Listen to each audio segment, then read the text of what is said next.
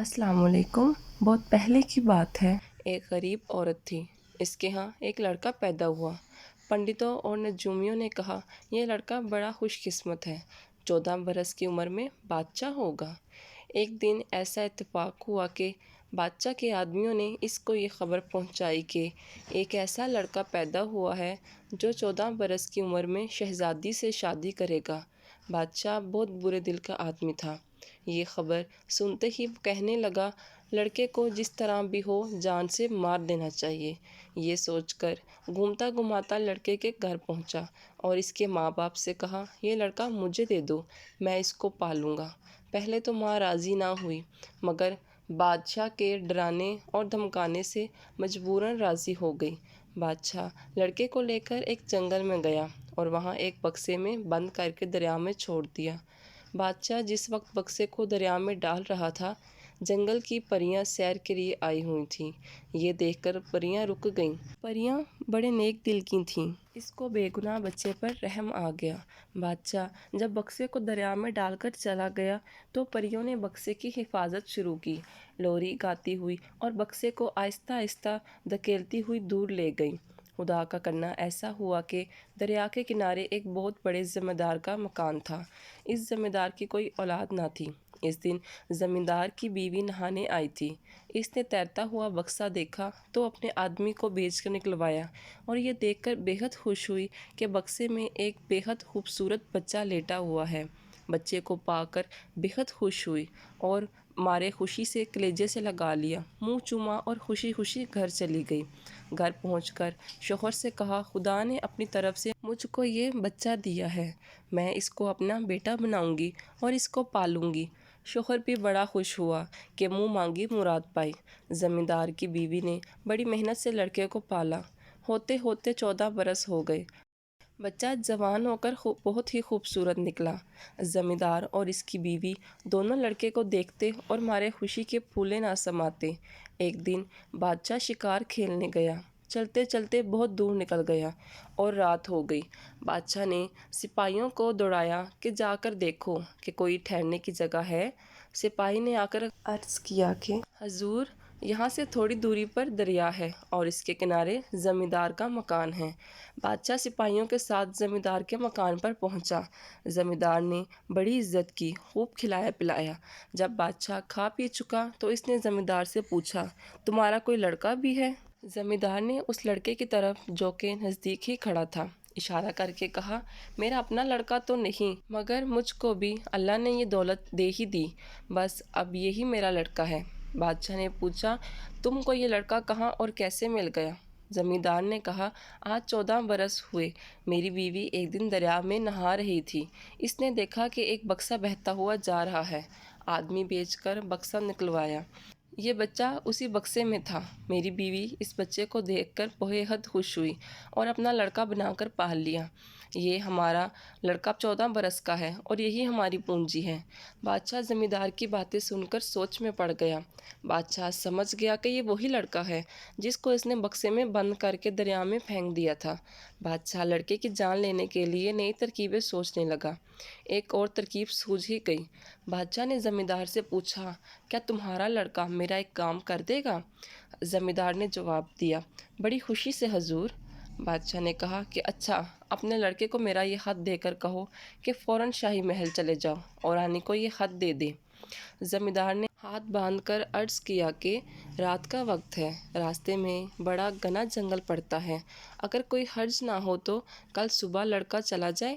بادشاہ نے کہا نہیں، وہ ابھی اور اسی وقت جائے گا۔ زمیندار نے لڑکے کو خط اور بہت سی دعائیں دے کر اللہ کے سپرد کیا۔ لڑکا بڑا بہادر تھا، ماں باپ کا کہنا مانتا تھا، حکم پاتے ہی روانہ ہو گیا۔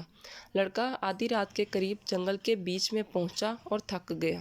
نیند آنے لگی، ایک درخت کے نیچے پڑ کر سو رہا۔ لیٹے ہی وہیں پریاں جنہوں نے اس کی جان دریا میں ڈوبنے سے بچائی تھی اس کے پاس پہنچی۔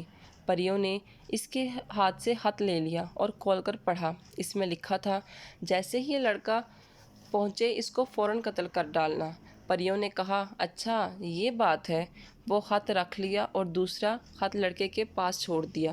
اس میں لکھا تھا، جیسے ہی یہ لڑکا محل میں داخل ہو، اس کو فوراً شاہی لباس پہنانا اور شہزادی سے شادی کر دینا۔ ابھی رات باقی ہی تھی کہ لڑکے کی آنکھ کھل گئی۔ جلدی جلدی چل کر سورج نکلتے ہی محل پر پہنچ گیا اور رانی کو خط دے دیا۔ رانی نے خط میں بادشاہ کا حکم پڑھا۔ تعجب سے کبھی خط پڑھتی، کبھی لڑکے کو دیکھتی، بار بار خط کو پڑھتی۔ بادشاہ کا دستخط بھی موجود تھا اور شاہی مہر بھی لگی ہوئی تھی۔ رانی کو یقین ہو گیا کہ خط بادشاہ ہی کے ہاتھ کا لکھا ہوا ہے۔ حکم کے مطابق فوراً لڑکے کو شاہی لباس پہنایا اور شہزادی سے شادی کر دی۔ پریاں بھی اس شادی میں شریک ہوئیں۔ آج شاہی محل ہر دن سے زیادہ جگمگا رہا تھا۔ ہر طرف خوشبو ہی خوشبو پھیلی ہوئی تھی۔ لڑکا شاہی کپڑے پہن کر بہت ہی خوبصورت شہزادہ معلوم ہو رہا تھا۔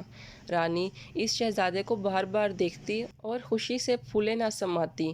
جب شادی کی تمام رسمیں پوری ہو گئیں تو پریاں مبارکباد کے گانے گاتی ہوئی جنگل واپس چلی گئیں۔ بادشاہ کو بھی اطمینان تھا کہ لڑکا تو مار ہی ڈالا گیا ہوگا، اس لیے اس نے واپس آنے میں جلدی نہ کی اور ایک دن اور شکار میں گزار دیا، پھر محل کی طرف واپس پلٹا۔ چلتے چلتے رات ہو گئی۔ راستے میں وہی جنگل پڑا جہاں پریاں رہتی تھیں۔ بادشاہ نے یہاں اپنا پڑاؤ ڈالا۔ گھوڑے درخت سے باندھ دیے گئے، سپاہی میدان میں پڑ کر سو گئے۔ بادشاہ بھی نرم اور ملائم قدموں پر سو رہا۔ جب آدھی رات سے زیادہ گزری تو پریوں کا جھنڈ آیا۔ ایک پری نے بادشاہ کے پاس جا کر اس کو ڈانٹنا شروع کیا، تو ظالم ہے، بے گناہوں کی جان لیتا ہے، گھر جا کے دیکھ خدا اپنے حکم کو کس طرح پورا کرتا ہے۔ دوسری پری آئی اور یہ بد دعا دے کر چلی گئی کہ کل تو مر جائے گا۔ اس کے بعد پریاں ایک ایک کر کے سپاہی کے پاس گئیں، ان کو سمجھایا کہ ظالم بادشاہ کا حکم ماننا ظلم ہے۔ شاہی محل میں پہنچ کر اس بے رحم بادشاہ کو ختم کر دو اور نئے شہزادے کی اطاعت قبول کرو جو محل میں بیٹھا ہوا ہے۔ صبح کو بادشاہ سو کر اٹھا، سپاہی بھی اٹھے۔ بادشاہ رات کے خواب سے بڑا پریشان تھا اور ہر سپاہی کے کان میں بھی خواب کی آواز گونج رہی تھی۔ فوراً چلنے کا حکم دے دیا۔ تھوڑی دیر بعد بادشاہ اپنے آدمیوں کے ساتھ محل میں داخل ہوا۔ رانی استقبال کے لیے آگے آئی۔ بادشاہ نے پوچھا، تم نے اس لڑکے کو قتل کروا دیا؟ رانی، کس لڑکے کو؟ بادشاہ، جس کو خط دے کر میں نے بھیجا تھا اور اس میں قتل کا حکم لکھا تھا۔ رانی سن سی ہو گئی۔ آپ نے تو ایک شہزادے کو خط دے کر بھیجا تھا جس میں یہ لکھا تھا کہ شہزادی کی شادی فوراً اس لڑکے سے کر دو۔ بادشاہ غصے سے کام کر، میں نے اس کو قتل کرنے کے لیے لکھا تھا، تم نے اس کی شادی کیوں کی؟ رانی، آپ کا خط موجود ہے، دیکھ لیجئے۔ بادشاہ، لے آؤ۔ رانی نے خط بادشاہ کو دکھایا۔ بادشاہ غصے میں بھڑک اٹھا اور کہنے لگا، یہ ساری شرارت لڑکے کی ہی ہے، اس کو پکڑ کر لاؤ اور ابھی قتل کر دو۔ لڑکا جب قتل کے لیے لایا تو فوج نے دیکھا کہ ایک بے گناہ کا قتل ہو رہا ہے۔ سپاہیوں کو جنگل کا خواب یاد آ گیا۔ انہوں نے طے کر لیا کہ وہ اسی لڑکے کو بادشاہ بنائیں گے اور اس ظالم بادشاہ کو قتل کر ڈالیں گے۔